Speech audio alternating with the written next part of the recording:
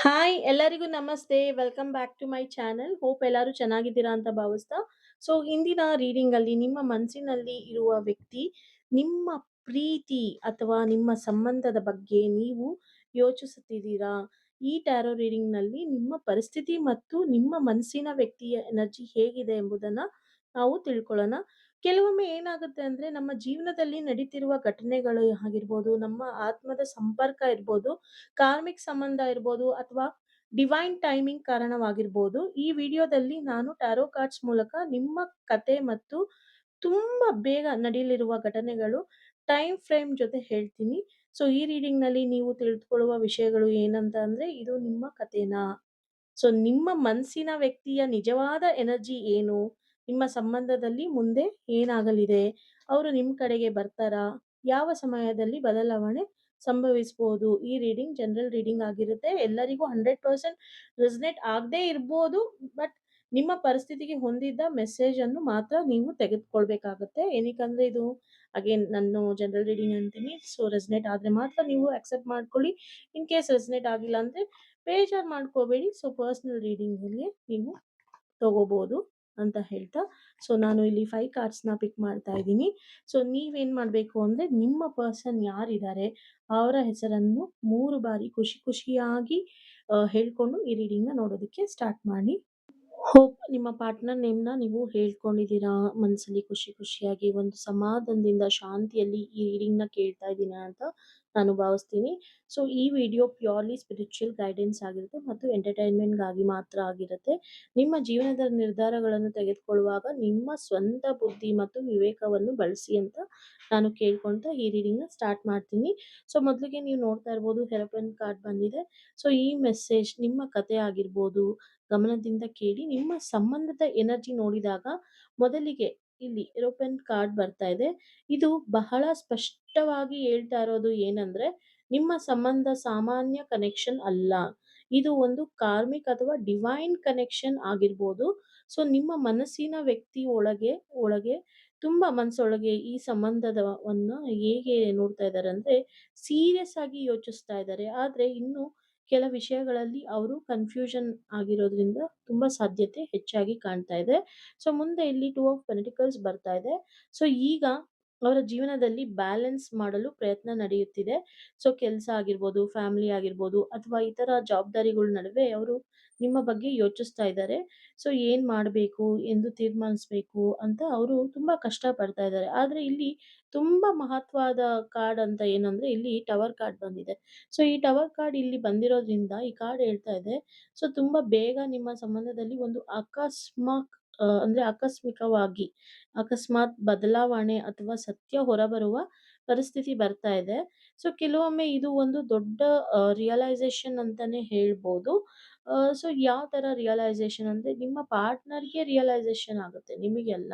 So ಅವ್ರಿಗೆ ಒಂದು ನಿಮ್ಮ ಜೊತೆ ಕಾಂಟ್ಯಾಕ್ಟ್ ಅಲ್ಲಿ ಇರ್ಲಿ, ನೋ ಕಾಂಟ್ಯಾಕ್ಟ್ ಅಲ್ಲಿ ಇರ್ಲಿ, ಸೊ ರಿಯಲೈಸೇಷನ್ ಆಗಿರ್ಬೋದು, ಬದಲಾವಣೆಯನ್ನು ಆಗಿರ್ಬೋದು, ಅಥವಾ ಸತ್ಯ ಏನಾದ್ರೂ ನಿಮ್ಮ ಹಿಂದೆ ಮುಚ್ಚಿಟ್ಟಿದ್ರೆ ಸೊ ಆ ಸತ್ಯ ಹೊರಬರುವ ಪರಿಸ್ಥಿತಿ ಬರುತ್ತೆ. ಕೆಲವೊಮ್ಮೆ ಇದು ಒಂದು ದೊಡ್ಡ ರಿಯಲೈಸೇಷನ್ನೇ ಅಂತ ನಾನು ಮತ್ತೆ ಹೇಳೋದಕ್ಕೆ ಇಷ್ಟಪಡ್ತೀನಿ. ಸೊ ಬಿಕಾಸ್ ನಿಮ್ಮ ಮನಸ್ಸಿನ ವ್ಯಕ್ತಿಗೆ ಅಚಾನಕ್ಕಾಗಿ ನಿಮ್ಮ ಮೌಲ್ಯ ಎಷ್ಟು ಮುಖ್ಯ ಎಂಬುದು ಅರಿವಾಗುವ ಸಾಧ್ಯತೆ ಹೆಚ್ಚಾಗಿ ಕಾಣಿಸ್ತಿದೆ. ಸೊ ಹಾಗಾದ್ರೆ ಈ ತರ ಇಲ್ಲಿ ಏನೋ ಕನ್ಫ್ಯೂಷನ್ ಅಲ್ಲಿ ಇದ್ದಾರೆ. ಸೊ ಡಿಸಿಷನ್ ಮೇಕಿಂಗ್ ಅಲ್ಲಿ ಇದ್ದಾರೆ. ಇಲ್ಲಿ ನೋಡಿದ್ರೆ ಟವರ್ ಕಾರ್ಡ್ ಬಂದಿದೆ. ಇಲ್ಲಿ ಬ್ಯಾಲೆನ್ಸ್ ಮಾಡ್ತಾ ಇದ್ದಾರೆ. ಕೆಲವು ವಿಚಾರದಲ್ಲಿ ಕನ್ಫ್ಯೂಷನ್. ಇಲ್ಲಿ 8 ಆಫ್ ಕಪ್ಸ್ ಬಂದಿದೆ. ತುಂಬಾನೇ ಕ್ರಾಸ್ ರೋಡ್ ಆಗಿರ್ಬೋದು, ಎಂಪ್ಟಿನೆಸ್ ಆಗಿರ್ಬೋದು ಹೆಚ್ಚಾಗಿದೆ ಅಂತ ಇಲ್ಲಿ ಗೊತ್ತಾಗ್ತಾ ಇದೆ. ಸೊ ಹಾಗಾದ್ರೆ ಇದು ಹೇಳೋದೇನಂತಂದ್ರೆ, ನಿಮ್ಮ ಪಾರ್ಟ್ನರ್ ಯಾರಿದ್ದಾರೆ, ಅವರು ಈಗಿರುವ ಒಂದು ಪರಿಸ್ಥಿತಿಯಿಂದ ಅದು ಕೆಲವೊಮ್ಮೆ ಹಳೆಯ ಪ್ಯಾಟರ್ನ್ಸ್ ಆಗಿರ್ಬೋದು, ಇಲ್ಲ ಎಮೋಷನಲ್ ಡಿಸ್ಟೆನ್ಸ್ ಆಗಿರ್ಬೋದು, ಅಥವಾ ಕೆಲವರಿಗೆ ಥರ್ಡ್ ಪಾರ್ಟಿ ಎನರ್ಜಿ ಆಗಿರ್ಬೋದು. ಆದ್ರೆ ಅದೆಲ್ಲವೂ ಆಚೆ ಹೊರಬರಲು ನಿರ್ಧಾರ ತೆಗೆದುಕೊಳ್ಳುವ ಸಾಧ್ಯತೆ ಹೆಚ್ಚಾಗಿ ಕಾಣಿಸ್ತಿದೆ.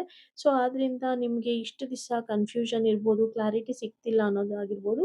ಸೊ ಮುಂದಕ್ಕೆ ಸಿಗ್ತಾ ಹೋಗುತ್ತೆ. ಇನ್ ಕೇಸ್ ಥರ್ಡ್ ಪಾರ್ಟಿ ಇಲ್ಲ, ಯಾವುದೇ ಕನ್ಫ್ಯೂಷನ್ಸ್ ಅಲ್ಲಿದ್ರು, ಯಾರೋ ಹೋಲ್ಡ್ ಮಾಡ್ತಾ ಇದ್ರು ನನ್ನ ಪಾರ್ಟ್ನರ್‌ನ ಅಂತ ಇದ್ರೆ, ಅದರಿಂದನೂ ರಿಲೀಸ್ ಆಗಿ ನಿಮ್ಮ ಹತ್ರ ಒಂದು ಒಳ್ಳೆ ದೃಷ್ಟಿಯಲ್ಲಿ ಬರೋ ಚಾನ್ಸಸ್ ಸಾಧ್ಯತೆ ಹೆಚ್ಚಾಗಿದೆ. ಕೊನೆಯದಾಗಿ ಇಲ್ಲಿ ನೋಡ್ಬೋದು, 10 ಆಫ್ ಕಪ್ಸ್ ಬಂದಿದೆ. ಇದು ತುಂಬಾನೇ ಪಾಸಿಟಿವ್ ಎನರ್ಜಿ ಕಾರ್ಡ್ ಅಂತಾನೆ ಹೇಳ್ಬೋದು. ಈ ಕಾರ್ಡ್ ಹೇಳೋದು ಏನಂತ ಅಂದ್ರೆ, ಈ ಎಲ್ಲಾ ಬದಲಾವಣೆಗಳ ನಂತರ ಕನ್‌ಫ್ಯೂಷನ್ ಇರ್ಬೋದು, ಬ್ಯಾಲೆನ್ಸಿಂಗ್ ಇರ್ಬೋದು, ಸತ್ಯ ಆಚೆ ಬರೋದಾಗಿರ್ಬೋದು, ಬ್ಲಾಕೇಜಸ್ ಇಂದ ಕರೆಕ್ಟಾಗಿ ಎಲ್ಲ ಪರಿವರ್ತನೆ ಆಗಿ ಬರೋದ್ರಿಂದ, ಈ ಎಲ್ಲವೂ ಬರೋ ಬಂದಿದ ನಂತರ ತುಂಬಾ ಪಾಸಿಟಿವ್ ಎನರ್ಜಿ ನಿಮ್ಮ ಪಾರ್ಟ್ನರ್ ಅಲ್ಲಿ ಬರ್ತಾ ಇದೆ.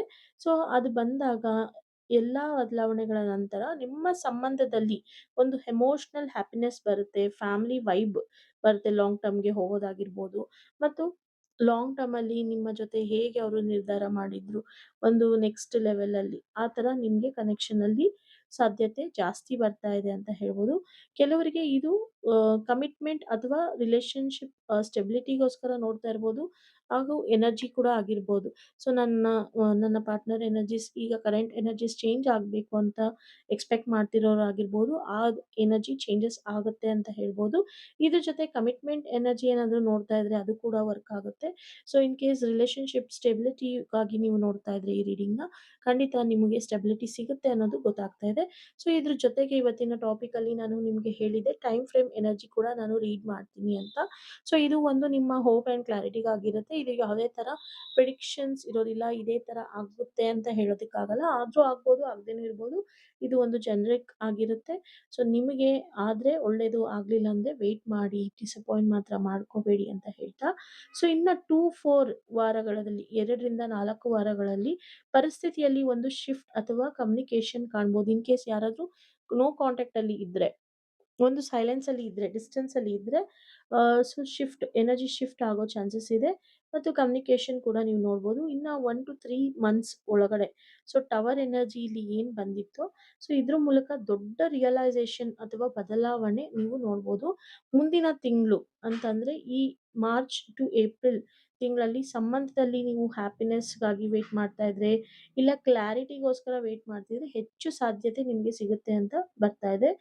ಒಟ್ಟಿನಲ್ಲಿ ಇಲ್ಲಿ ಮೆಸೇಜ್ ಅಂತ ನೋಡಿದಾಗ ನಿಮ್ಮ ಕಥೆಯಲ್ಲಿ ಈಗ ಗೊಂದಲ, ಕನ್‌ಫ್ಯೂಷನ್ಸ್ ಇದ್ರೂ ಕೂಡ ಡಿವೈನ್ ಟೈಮಿಂಗ್ ಮೂಲಕ ಒಂದು ದೊಡ್ಡ ಬದಲಾವಣೆ ಬಂದು ಕೊನೆಗೆ ಸಂಬಂಧದಲ್ಲಿ ಹ್ಯಾಪಿನೆಸ್ ಬರುತ್ತೆ ಅನ್ನೋದು ಇಲ್ಲಿ ಹೆಚ್ಚಾಗಿ ಗೊತ್ತಾಗ್ತಾ ಇದೆ.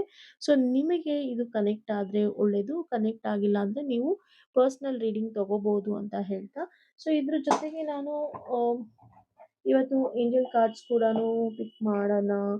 ಏಂಜೆಲ್ ನಂಬರ್ಸ್ ಇಂದ, ಡಿವೈನ್ ಗೈಡೆನ್ಸ್ ಇಂದ ಏನ್ ಬರ್ತಾ ಇದೆ ಅಂತ ನೋಡೋಣ. Let's see. ಓಕೆ, 666 ಬರ್ತಾ ಇದೆ. ರಿಫ್ಲೆಕ್ಟ್. ನೀವು ಏನನ್ನ ನೀವು ಯೋಚನೆ ಮಾಡ್ತೀರಾ ಅದು ಖಂಡಿತ ರಿಫ್ಲೆಕ್ಟ್ ಆಗುತ್ತೆ. ಪ್ರೀತಿಯಲ್ಲಿರ್ಬೋದು, ಅಫೆಕ್ಷನ್ ಅಲ್ಲಿರ್ಬೋದು, ಕೈಂಡ್ನೆಸ್ ಅಲ್ಲಿರ್ಬೋದು, ಅಟೆನ್ಷನ್, ಸೆಲ್ಫ್ ಲವ್. ಅನ್ಎಕ್ಸ್‌ಪೆಕ್ಟೆಡ್ ಡೆವಲಪ್‌ಮೆಂಟ್ಸ್‌ನ ನೀವು ನೋಡ್ತೀರಾ. ಇನ್ನ ನೆಕ್ಸ್ಟ್ 1-2 ವೀಕ್ಸಲ್ಲಿ ಡೆವಲಪ್‌ಮೆಂಟ್ಸ್‌ನ ನೋಡ್ತೀರಾ. ನಿಮ್ಮ ಲೈಫಲ್ಲಿ ತುಂಬ ಇಂಪ್ಯಾಕ್ಟ್‌ನ ನೀವು ನೋಡ್ತೀರಾ. ನಿಮ್ಮ ಐಡೆಂಟಿಟಿನ ನೀವು ರಿವ್ಯಾಲ್ಯೂಯೇಟ್ ಮಾಡುವಂಥ ಟೈಮ್ ಬರ್ತಾ ಇದೆ. ನೀವು ಫೇತ್‌ನ ಇಟ್ಕೊಳ್ಳಿ. ತುಂಬ ನಿಮ್ಮ ಗಟ್ ಫೀಲಿಂಗ್, ಇನ್ನರ್ ವಾಯ್ಸ್ ಏನು ಹೇಳ್ತಾ ಇದೆ, ಅದಕ್ಕೆ ನೀವು ಅಟೆನ್ಷನ್ ಕೊಡಿ.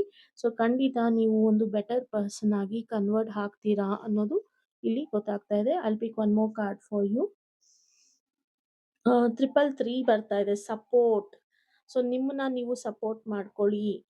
ನಿಮ್ಮನ್ನ ನೀವು ತುಂಬಾನೇ ಏಂಜಲ್ ನಂಬರ್ 333 ಅಂತ ಅಂದ್ರೆ ಇಲ್ಲಿ ಸೈನ್ ತುಂಬಾ ನಿಮ್ಮ ಟೈಮ್ ಬಗ್ಗೆ ಫೋಕಸ್ ಮಾಡಬೇಕಾಗತ್ತೆ. ನಿಮ್ಮ ಸ್ಕಿಲ್ಸ್ ಬಗ್ಗೆ ಆಗಿರ್ಬೋದು, ನಿಮ್ಮ ಟ್ಯಾಲೆಂಟ್ಸ್ ಬಗ್ಗೆ ಆಗಿರ್ಬೋದು, ನಿಮ್ಮ ಇಮ್ಯಾಜಿನೇಷನ್ಸ್‌ನ ನೀವು ಯೂಸ್ ಮಾಡ್ಕೊಳ್ಳಿ.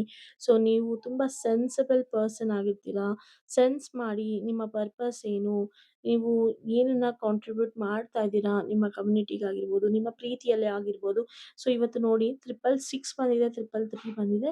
ಇದು ಡೀಪ್ ಆಗಿ ನೀವು ನೋಡಿದಾಗ ನಿಮಗೆ ರಿಯಲ್ ಆಗಿ ನಿಮಗೆ ಒಂದು ಅನಾಲಿಸಿಸ್‌ಗೆ ಹೋಗುತ್ತೆ. ಸಪೋರ್ಟ್ ಮತ್ತೆ ರಿಫ್ಲೆಕ್ಟ್ 2 ನಿಮಗೆ ಸಿಗುತ್ತೆ.